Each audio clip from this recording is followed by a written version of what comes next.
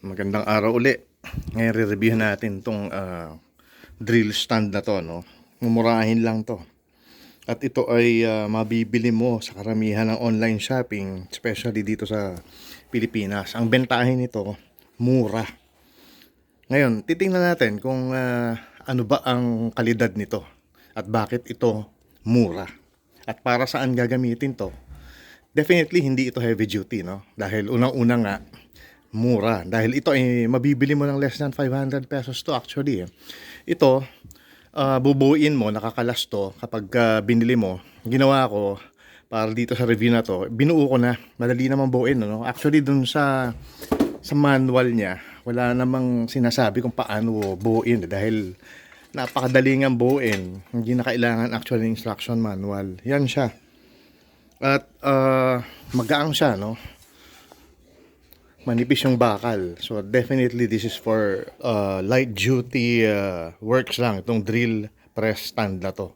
At eto, no, kung titingnan niyo ilalim, napakanipis ng bakal. At para malaman natin kung gaano siya kabigat o gaano siya kanipis, kaya sinasabi ko na pang light duty lang, meron akong scale dito. Yan, naka-zero siya ngayon, naka-calibrate ito for kilograms. At ang weight nito ay ayun, 1.274 kilograms or 1,274 grams. So magaang siya. Ngayon, kung kakabitan mo to ng electric drill, no?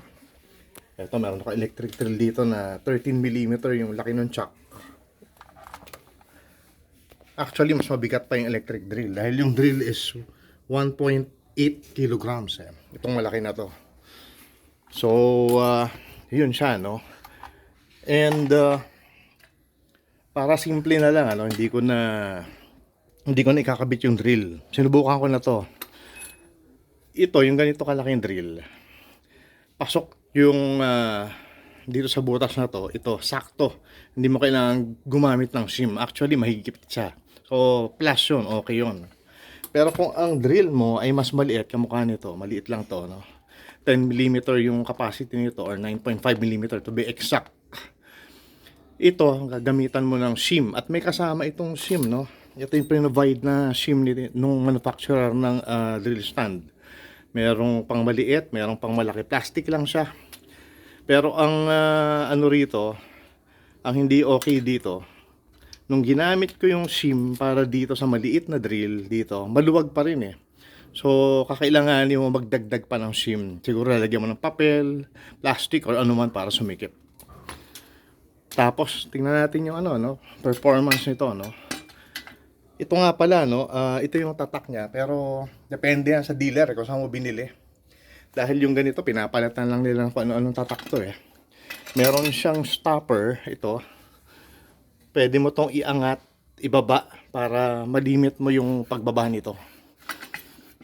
Yun. Itong bakal na to, manipis din to, no. Ganyan, no. Para mas makita nyo mabuti dito. O, ayan. Oops, sorry. Dito natin gawin. Ayun, no.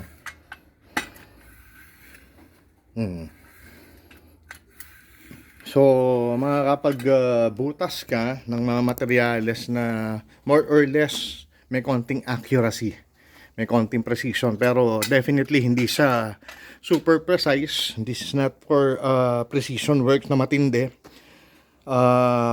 Dahil hindi siya ganun ka-sturdy. So pag ginanong ko siya, nagkakaroon ng konting flex dito. Nag-flex ito. Pag diniinan kong ganun, may konting bigay gumaganon. Because manipis kasi itong bakal na ginamit at manipis din yung base at magaang. At kung gusto mo talaga itong gamitin, maganda kung tornilyo mo rito or lagyan mo ng clamp para hindi masyadong gumalaw.